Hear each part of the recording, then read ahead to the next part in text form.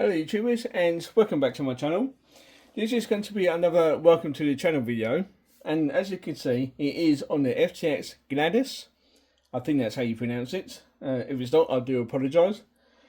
I bought this through eBay after just browsing eBay, and I come across this at an amazing price, and I just pretty much bought it straight away. As soon as I saw the price of this and what this was, I just bought it straight away.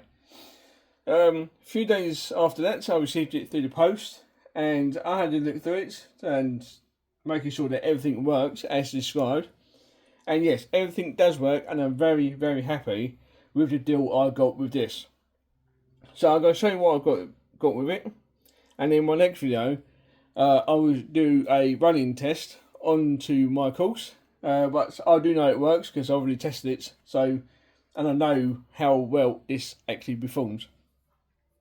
But you just have to wait until the next video.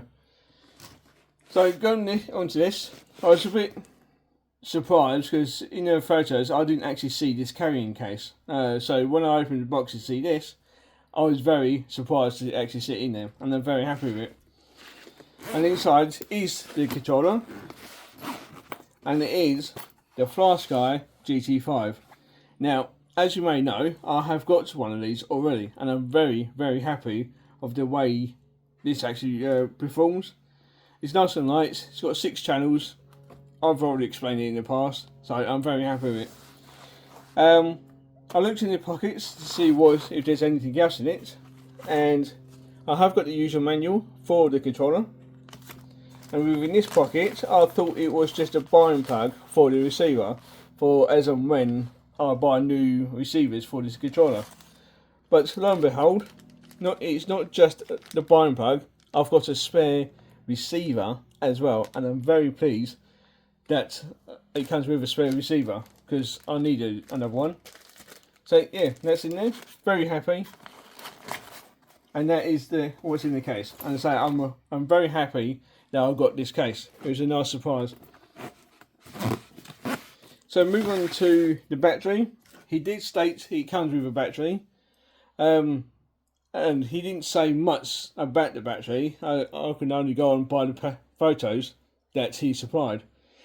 As you can see, it is a 5200 mAh 2S LiPo battery with the 50C burst rating, and at the end it's got a XT90 plug with an adapter to a Dean's plug on it. Because on the ESC, it is a Dean's plug, hence the adapter. But now we'll move on to the car. One of the things he did state on it is he did customise the bodywork to have to look like a couple of dents on it, a couple of rust patches, and I must admit, he's done an okay job on it. I quite like how he's done it, especially on the wheel arches just here. Can't actually see the camera. Just there. Nice and terrible. Bonnet, a couple of dents right there. And so it's not a bad job, personally. The only thing I don't like is this hole up here. Not quite sure what that was for up here. It could be for a third light, perhaps. But yeah, apart from that, the rest of it, I'm quite happy with what he's done to it. But there's no cracks. No, nothing like that. It's not broken in any way, other than what he's done on the body shell. So I'm quite happy with the way that actually looks. So move on to the body shell. I did briefly give the chassis a bit of a clean down because it was quite dusty from the last time the last owner must have used it. So I've got to start from the front and work the way back, and to see what he's done. The wheels and tyres are the standard wheels and tyres with what looks to be a clone to the Proline Hydrax. Is that what they're called? But yeah, so that looks like a bit of a clone for those. Steering servo is a standard servo, which I seem to remember is a 15 kilogram or 20 kilogram steering servo. I did do some research on it and I've forgotten what that was now.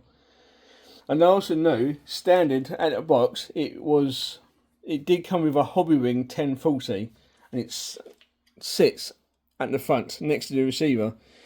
Now the ESC has been upgraded, which I'll get to in just a moment, but if you know what this is already, you know. So yes, he has upgraded the ESC, but standard at the box, it is a Hobbywing 1040. The receiver, again, it's the Flyguy GT5, and the receiver is just up here.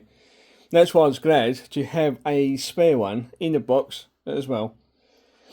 So moving on to the motor, it is a 17-turn brushed motor, which is standard at the box, so that's not been changed. To this side here, on the right side of the vehicle, is a Hobbywing 1080, which is a far better ESC than what the standard one is.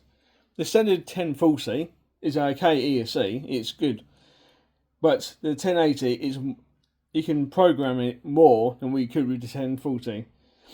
It is the version 2 of the 1080, which the only real difference being is that you can adjust the drag brake via your controller by plugging one of these plugs just here. And same with the other wire, where you can plug it in and then set it so when you pull the throttle to go forward, if you then push it forward to brake and pull it again as you're going forward, it can go into reverse the same way as you pull it. But other than that, I think that's how it works. But other than that, the 1080 is the same as the version 1. But eventually, in the future, I will be upgrading it to the Hobbywing Fusion SE, the 2-in-1, with the 1800 kV brushless motor, which I've got in a few of my other crawlers, and I've been very, very happy with it.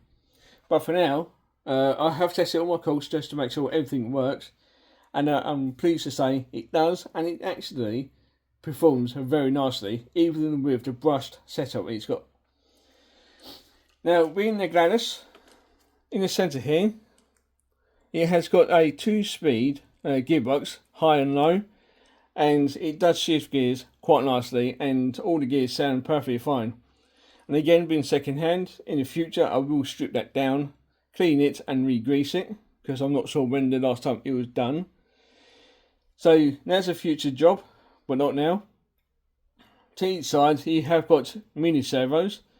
This side just here is for the 2-speed gearbox, and as you can see next to the 1080 is another 2 mini servos, and that is for the lockable and unlockable differentials, which again they both do work.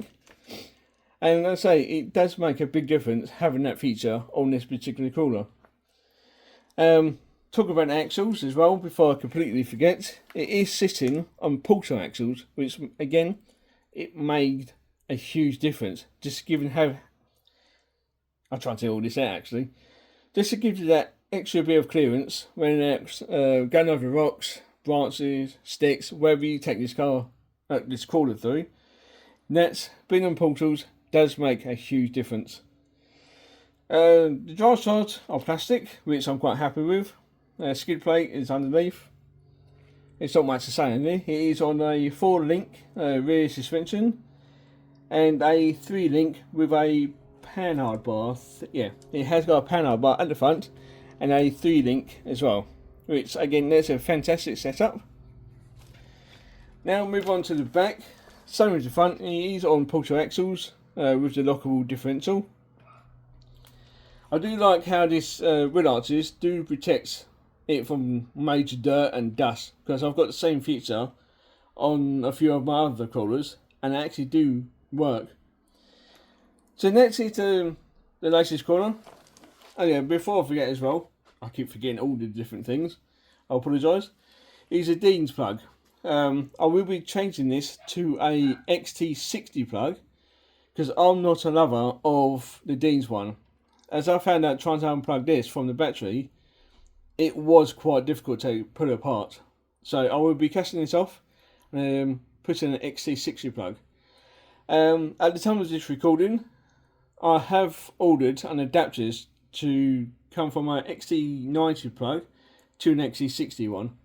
Because despite me being okay changing this one, the battery side of things I'm not very good at. So I'm going to leave the XT60 plug on this battery.